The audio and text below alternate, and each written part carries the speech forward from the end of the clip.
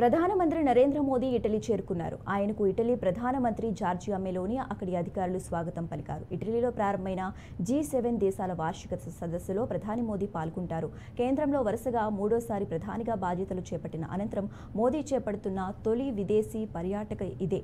G7 చర్చలో భాగంగా కృత్రిమ మేధ, ఇంధనం, ఆఫ్రికా, మధ్యధర, గ్లోబల్ సౌత్ అంశాలపై ప్రధానంగా దృష్టి సారించనున్నట్లు ప్రధాని కార్యాలయం అధికారులు తెలిపారు.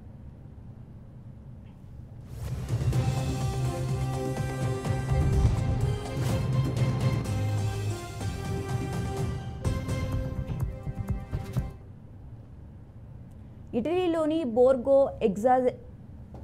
ఎగ్జాజియా ప్రాంతంలోని ఓ లగ్జరీ రిసార్ట్లో G7 దేశాల సదస్సు ప్రారంభమైంది. అమెరికా, ఫ్రాన్స్ అధ్యక్షులు Joe Biden, Emmanuel Macron, Japan, Canada, Britain ప్రధానులు Fumio Kishida, Justin Trudeau, Rishi Sunak, Germany chancellor Olaf Scholz తదితర నేతలు ఇప్పటికే అక్కడికి చేరుకున్నారు.